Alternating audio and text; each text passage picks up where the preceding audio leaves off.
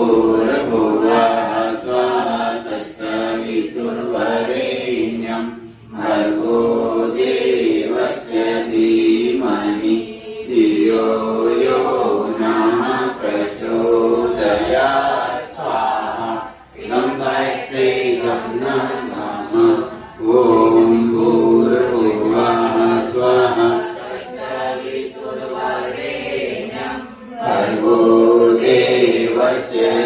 để không bỏ lỡ